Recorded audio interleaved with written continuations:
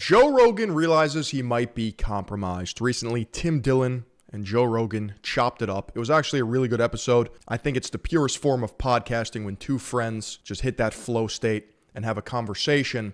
And it's not this performative game. They talked about Peter Thiel, JD Vance, and Palantir. 3 topics, all intertwined, that are very interesting to me. It's what bothers people about this Palantir thing. Yeah. Yeah, we were talking about that yesterday. Yeah. The Palantir thing is very odd. A lot of people feel that this is the precursor to a social credit score, a digital kind of police state. Alex Jones speaks of this in 2001, 24 years ago. George Orwell speaks about this decades ago. I just think, Peter Thiel is giving a 4-part lecture on the Antichrist. Yeah, that seems odd. 4-part. Well, here's what's really wild to me. You build military AI, military drone, autonomous drone technology to export to war zones all over the world. You build domestic surveillance technology to surveil our friends and neighbors. And then your other pet passion is the Antichrist. This is the episode where I realized both of them play dumb a lot more than most people think. They find you when you're young and promising, like JD, right? Like, Joe Rogan gets shit on a lot for being a meathead who's just intellectually curious. But right here, he just said under his breath, like JD Vance, meaning he knows that his show is potentially used as a propaganda machine. I've been saying this and I'll continue to say it. JD Vance will be the president in 2028. He's been groomed to be the president for the last 10 years by Peter Thiel. Dark Enlightenment, NRX, Cathedral. Well, that's the thing. JD's going to have to, if he wants to be the president, he's going to have to say, Peter Thiel, I'm not. Antichrist. He's going to have to say, Peter Thiel is Satan, and here's why that's good. All right, so it looks like Joe Rogan has been in damage control mode after all the recent criticism he's been getting, especially from that elephant graveyard video that has 2 million views now. I mean, you could tell this stuff has really been getting to him, and that's why last week he pretended to finally come to the realization that the government is using his podcast to push propaganda. And now I think to respond to all the people claiming that Joe sold out to the tech oligarchs, we have Tim Dillon on his podcast criticizing and making fun of one of Joe's tech oligarch friends/handlers, Peter Thiel. And this is the first time on Rogan's podcast. I don't know if Peter Thiel is actually Rogan's handler, though. That seems all too convenient. That anybody's really talked about Peter's controversial surveillance company, Palantir, or JD Vance's connection to Thiel and how he's basically a Manchurian candidate created by Thiel. I mean, even when Joe had him on his podcast, he didn't ask him any questions about this stuff, and he was defensive of him up until this podcast. So I think he's been hearing the criticism and people saying he sold out to the tech oligarchs, and now he's trying to backpedal. Because last year, almost every week, It's cool how the tech oligarchs operate like the Cold War era CIA and have a network of podcasts and influencers to rehab their image and launder their agenda. Mark Zuckerberg, Mark Andreessen, Elon Musk, Peter Thiel. he'd have on a new tech billionaire that's trying to promote their agenda. But of course, Joe thinks his billionaire friends are the good ones. I know multiple guys that are billionaires, and they're very nice people. They're very nice, and I can see how it happens. But you're just- also friends with the cool billionaires. Yeah. You know? Like, Yeah. you managed to find the cool ones. Well, Elon's the coolest. He's my favorite billionaire. And obviously they're friends with him because they're just trying to use his podcast, which Peter Thiel had been doing behind the scenes for years. Like, Rogan's been friends with him, I think, since 2018, a couple of years before he signed his Spotify deal, which Peter Thiel's a big stakeholder in Spotify. And also a lot of Rogan's guests are connected to him, like have either worked for him, been in business with him, or friends with him, or funded by him. Like, obviously every tech guy Rogan has on is associated. It just so happens that all of these tech guys have their hands in everything because they're that cracked. Just because Peter Thiel has stake in Spotify doesn't mean he's like, send the deal to Rogan. I mean, he could be. with him, and a lot of Rogan's intellectual friends are too. And here are just a few that have mentioned it, and also Rogan talking about going to his house. What made you want to dedicate so much time on this particular UAP, UFO, lost technology subject? I was working at Peter Thiel's family office in L.A. Yeah, my friend Peter Thiel critiques me on this point just as you have. And my boss and good friend Peter Thiel was a supporter of Trump in the last election. I'm taking a huge risk in how much I love this guy Peter Thiel and how much he loves me. And people say, "Oh, okay, you're just a Peter Thiel tool." Well, a friend of mine, Peter Thiel, and I was Look at that fucking head. Holy shit. He knows I said that. If you want to laugh, just Google Mark Andreessen and click images. Because the physiognomy is that of an evil genius, coupled with the fact that this guy's apparently 6'5". Argues is like, it's like basically, he's like, look, civilization is declining. You can tell because all the science fiction movies are. I mean, what do you even do at this point? This doesn't look human. I feel like he shines it to piss people off. Look at that fucking chrome dome. The brain in the frying pan. Yeah, this is your brain on I remember drugs, once having lunch with Peter Thiel, and he was saying he was grown up. Dude, can I have lunch with Peter Thiel? Chat, I promise I will get to the bottom of this. I will die for the truth. Here at Third Eye Global, that is our mission. Give me truth or give me death. The guy who made me feel really dumb and almost like a fraud was Brendan Schaub? Not Brendan Schaub. Peter Thiel. Peter Thiel. I was listening to him talk, and I went, I met him. I had dinner at his house, and I was like, he was talking, and I realized that everything I say is basically an amalgam of the things I've read or heard. And this he's guy one of the thinks, ones that write those things. Yeah, he just thinks up things on his own. Well, he started PayPal with Elon. Peter Thiel had a party at his house, and he brought over the guy who wrote Chariots of the God. No, we all had like a lunch around the table. Like, he has these like. But just because you have a lunch with someone doesn't mean that they own you, or does it? Is it impossible to shake that association? Power dinners and power lunches. They're really cool. Let's Where go. It brings over Brian Callen is being invited to billionaire dinners and I'm not? What the fuck? interesting people, and everyone has conversations. That's the dream. I went to one of the dinners at his house, and then I went to one of the lunches at his Peter Thiel sounds like a cool guy. house. And Thiel is more of a behind the scenes guy. You know, he invests in companies, but also like people like podcasters, influencers, intellectuals, and politicians. Like, he's arguably one of the most influential people in America. But Dude, I'm waiting for him to call the base department. Hello, lines open. Last year, he decided to make an appearance on Rogan's podcast, and all the comments were like, oh, Joe's interviewing his boss finally, or why isn't Joe asking him about Palantir, JD Vance, or his CIA connections? So this is when people are like, all right, he's completely sold out. You know, like, what even is this podcast? Also, Peter, he just kept malfunctioning the whole time and could barely even answer a question. You don't feel that climate science... The name Peter Thiel sounds so powerful, no glaze. Well, it's nominal determinism. With a name like Peter Thiel, you gotta rise to the occasion. Is it real science? It is well,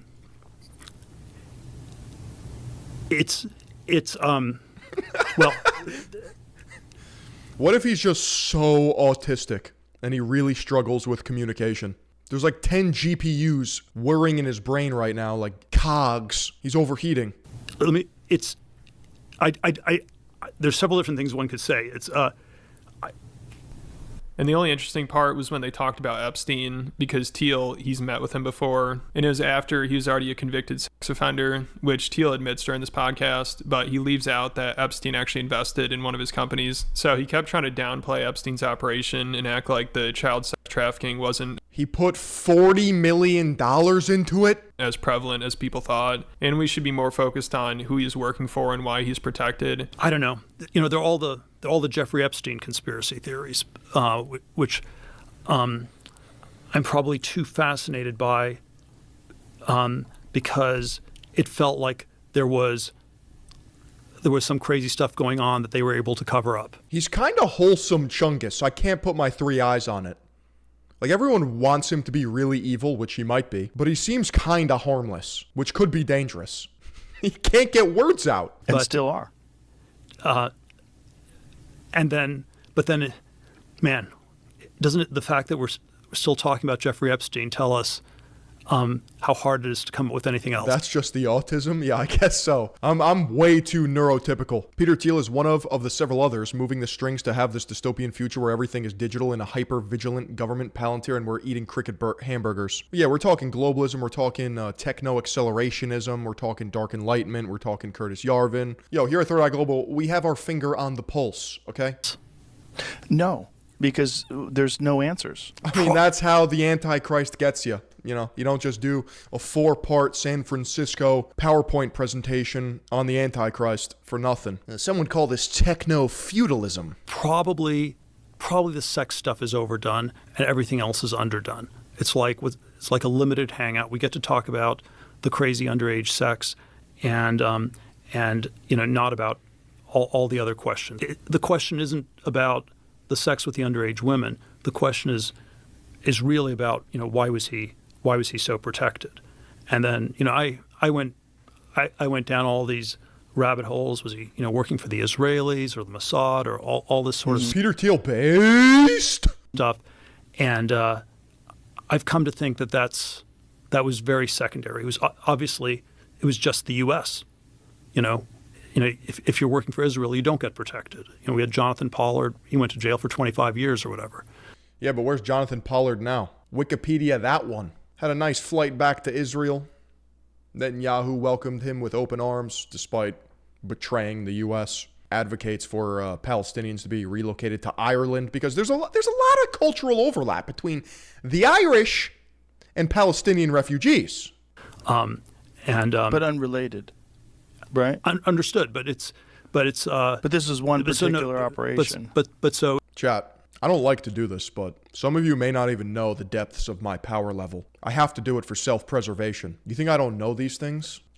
This is level 1 of my spell book. It was if it was an intelligence operation, the question we should be asking is what part of the U.S.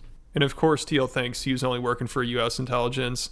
And Joe doesn't say it here, but he said a bunch of times on his podcast that he thinks it was Israeli intelligence. Peter Thiel is an anagram for the reptile? Are you fucking serious? Wait, I think that checks out. Oh my God, it actually does. See, I don't believe in coincidences. Chat, his name is the Reptile. And we're getting absolutely bunker busted bombed. Palantir's coming for me.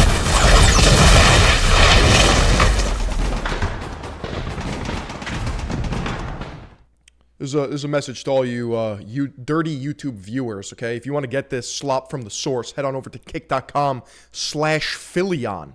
And while you're at it, head to usecheeky.com/Philion to wash off all the soy using the best soap in the world, known as Cheeky. Also, usually when Joe is talking about someone who met with Epstein after he was convicted, he's like, that's insane, I can't believe it. But when Thiel tells him this, obviously he has nothing to say about it. And then he even defends him on another podcast. The real weird thing is that he just gets out and gets like house arrest. Yep. And he gets like a little slap on the wrist, and then he's back in action with all these rich people again. Yep. Like really rich, influential people. Like Bill Gates is hanging out with him after he's already been arrested and convicted. Another fun rabbit hole. Look up why Melinda Gates divorced Bill Gates. He was hanging around good old Jeff too much. And listen, Jeffrey Epstein was drippy, but that's no excuse. He had that shit on a lot of times. Bill Gates could use a little swag. Like, that's bananas. Yep. And you were introduced to him. How was he described to you? He was described as one of the smartest tax people in the world. Interesting. And I probably was my moral weakness that I. Well, how could you have known back then? He had never been arrested. No, this was 2014. It was post arrest. Oh, so his arrest was the first arrest, right? Yeah, which was like 2000. 07, 08. Okay. And then after this, wait. Joe. Did Peter Thiel just say that he worked with him post arrest? On Kurt Metzger, who's like, man, that guy Peter Thiel you just had on is the biggest liar ever. And Joe's like, what did he lie about? And then Kurt goes into what he was saying about Epstein. So Joe gets really defensive and he has to come up with the biggest cope I've ever heard. This is unbelievable. He says there's no way Peter Thiel could be involved in a blackmail operation. No, it was after the 2008 incident. No, I mean, everyone knew, but the guy knew how to avoid taxes. Yeah. It's almost like he was an asset. Or a child sex trafficking operation because he's gay. That's Joe Rogan's defense here. Peter Thiel, I watched you talk to Peter Thiel. I've never seen someone lie so artlessly and autistically in my life. What did he lie about? Maybe that's why it's just missing my 3 eyes, because his lies are coated with autism. Oh, dude, I'm going to put this out about Epstein Island. Maybe just some guys were cheating on their wives. Yeah, maybe that's all it was, Peter. Some guys were cheating on their wives. See, the thing is, he's a gay guy, and he's not interested in going to that island, so he's probably on the outs. And allegedly, I mean, I don't know. I don't know if he supposedly Yeah, ever that's went. not the only game in town. Oh, I'm sure there's gay There's blackmail, look. but you can't gay when a guy's single and gay. Like, what are you going to get on him? That he Wow. fucks other guys? If Joe Rogan actually is a comedy assassin. That's why they didn't want gay marriage. Yeah, so that was an interesting take. I guess Joe thinks there are no gay PDF files. I mean, after hearing this, I think Thiel might have blackmail on him, but it seems like For Joe those of you who don't know, Peter Thiel is gay. So is Sam Altman, OpenAI, ChatGPT. might be trying to distance himself a little bit. Or Yeah, at I'm least not even trying to be funny. Unironically, these are gay men that we are talking about. give the illusion that he's distancing himself from Thiel after this recent And some of you may not even know that Tim Dillon's gay. Go figure. podcast with Tim. And at one Guys, point, it's 2025, okay? Please. Joe asked Tim about a dinner he turned down with Thiel, and Tim says he just doesn't really trust him. And also, he was complaining about how the tech people never have good food at their dinners. That's definitely a big part of it too. You know, if you want to win Tim over, you better make sure you have a 5-star feast prepared for him. Like JD Vance, he must have picked a good restaurant to get Tim to go to that meeting with him. I don't think Peter Thiel eats food like a person. I think it's like he has some type of. Peter Thiel funded the Hulk lawsuit because Gawker, Peter was pissed that they outed him as gay. That sounds petty. what? You know. What do you think? I think a lot of these tech people, like, they don't like food. They're not food people, a lot of these tech people. I went to a few of these tech things in Austin. It's not, the food's never the thing. They're not like food people. This actually is observable with ultra wealthy people. They're detached from food. It's why the wasps eat cucumber sandwiches and like egg salad, just mushy slop with no nutrition. Because eating is ritualistic rather than it is for performance or fuel. Think of the slave class. What are they eating? Gruel. Stuff that's designed to keep you going. You reach a certain caliber, food starts to take on this aesthetic burden. You don't want to be bogged down with stuffing your face. No. I'll have the caviar. I'll have the petite appetizers, the hors d'oeuvres. Everything becomes French and gay. Not like, ooh, let me eat food. Like wasps are not either. Like real old school, like waspy. Didn't you get invited to have lunch or something, or dinner with Peter? Yes, I said no. Did you? I said no. I'm a little wary of that circle of people. Mm-hmm. And I'm not saying there's anything inherently evil about them because obviously there's people in there. And Tim has to be careful here because Joe's been to the dinners and a lot of his friends have. So when Tim says he didn't want to meet with him because he doesn't really trust him completely, Joe's like, yeah, but you'll take money from Saudi Arabia. So he kind of takes a dig at him. And then Joe talks about how he met with Thiel. And after that, Tim's like, yeah, I didn't want to go because I still want to be able to make fun of him. And Joe's like, oh, do you think that's part of the reason why he invited you? And Tim's like, yeah. And Joe kind of agrees with him. So he's pretending to realize that Thiel's just using him. And then also Tim tries. Yeah, I guess if you do establish a baseline acquaintanceship or even friendship, the dynamic kind of shifts on your podcast when you have to start talking about Palantir and surveillance states and you know the guy who's doing it. Tries to explain that to him as well. I'm a little wary of that circle of people. Mm-hmm. And I'm not saying there's anything inherently evil about them because obviously there's people in there. I don't know that I want to go to a dinner with someone who's going to talk endlessly about the Antichrist. But yet you'll go to Saudi Arabia. Yeah, of course. And perform. Of course. I've been to Peter's house twice. Yeah. I went once with dinner with Good guy. Great guy. Eric Weinstein. I forget who else. I'm sure he's a very nice guy. Why are the Weinsteins so important? How do they have cultural relevance? Like Peter Thiel, people He's a that nice know guy. him I've go, had he's him a on the nice guy. podcast. He's a smart They're like an aura vacuum. guy. Yeah. I get invited to a lot of dinners and a lot of things. And what I try to do is I try to say to myself, I need to be able to criticize people and make fun of them. Right. So, it felt like really weird to go to this guy's house and then shit on him the next day. Do you think that's part of the strategy of inviting you to go to places? Yes. Yeah. Most I think likely. so too. Everyone has an agenda, and that's completely understandable. And I think what they try to do is sometimes launder that agenda through some cultural space, however they want to do it, you know? Yeah. And that's happened forever. It's not new. It's not unique because there's an internet. 1,000%. There's people that want the world to look a certain way. What he wants, like, I'm sure it was like a lovely, like he goes, I want to talk about the media. And it does seem that there is a plan to shape narratives via podcasts. We know that has happened. Look at the Nelk boys and Netanyahu. Oh, you like Burger King? When Joe Rogan has guests on and he doesn't touch certain topics, I just want the unfiltered, raw, natty truth. Why do we have to find out what's actually going on weeks, months, years later? You're like a comedian, but you're in the media, and like, you know, he has a bunch of people to his house. There's probably smart people that go. Yeah, yeah, they're vehicles to psyop.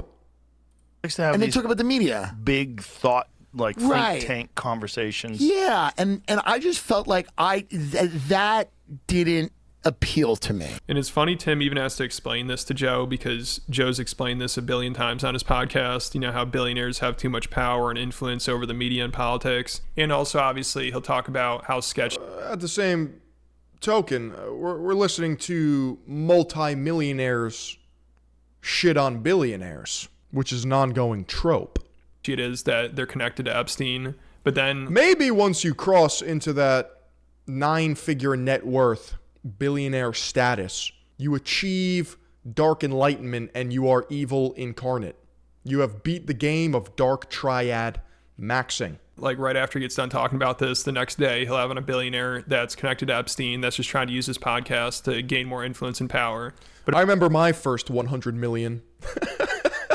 Soy. Of course, they're the good billionaires. They're the good ones that met with Epstein. So also Joe is coping over this by acting like when Peter Thiel first invited him over, his podcast wasn't very popular. Like there'd be no reason for Thiel to think he's useful. Like Joe said he wasn't influential at the time, but this was in, I think, 2018 or 2019 possibly. So that's complete bullshit. You know, he had the most popular podcast in the world and he got that Spotify deal just a year or two later. So it's really weird. He acts like, oh, I was a nobody back then. You know, I wasn't on his radar. I don't know why he brought me over the house to meet Eric Von Daniken, but I was not that influential back then. I was not someone. Maybe Peter Thiel understands what people want before they even realize it themselves. It's essentially grooming ideologically. That's what people assert happened with J.D. Vance. They saw that he wanted power and that he was manipulable.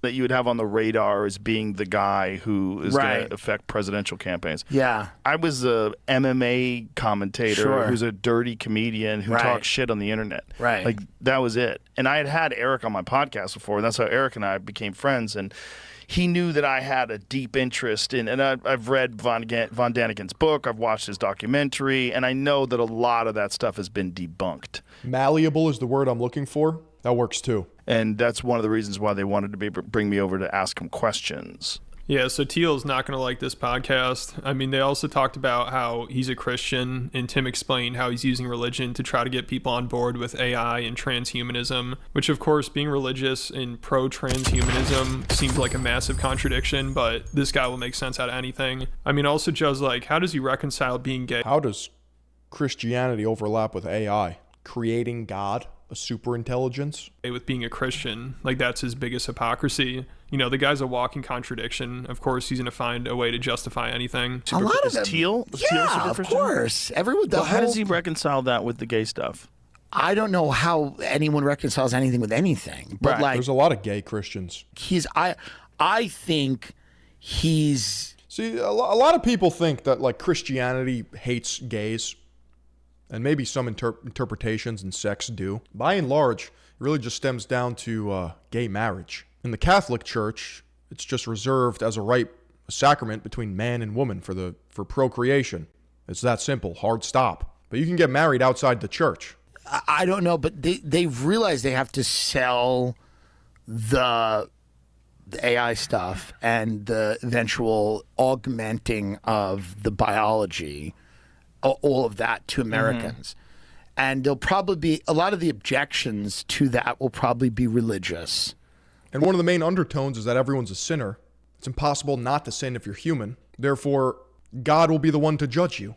Or rooted in religion. People going, I don't want to be a... But if you can somehow launder it and go, no, God likes and wants you to have the autonomous drone. You have to position yourself. Interesting. I don't know. I'm sure he can reconcile the gay stuff with the way.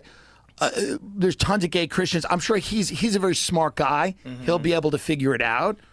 That's But- an interesting strategy. Well, that's the strategy. That does make sense, though, as a strategy. Of that's course. how you would approach things. You would have to. Yeah. You would have to. You'd have to go out and say, the good news is God wants you to have all of these things, which isn't Christianity. It's some other, they've concocted something else. Mm-hmm. If you're augmenting your biology to live forever or to live a lot longer, and you are seeding clouds and doing all of this stuff, then you are playing God. Yeah, so it's why.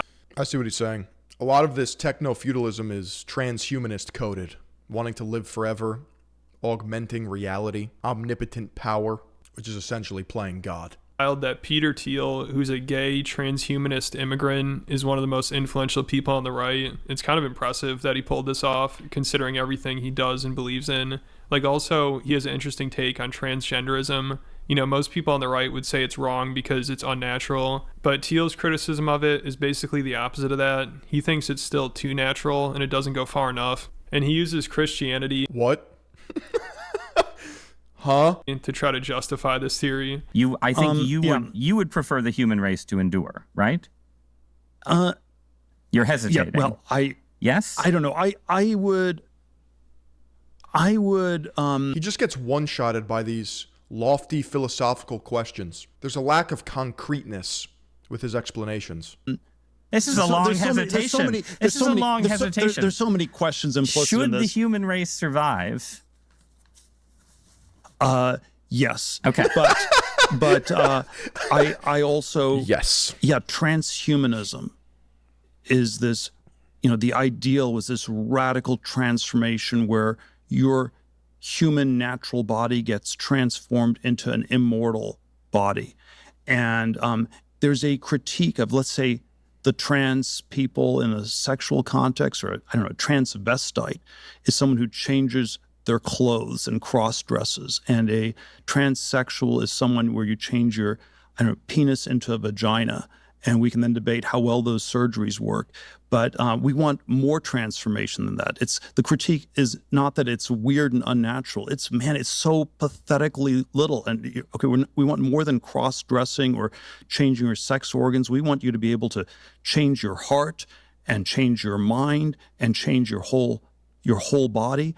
And then Orthodox Christianity, by the way, the critique Orthodox Christianity. What the fuck is he on about? Christianity has of this is these things don't go far enough.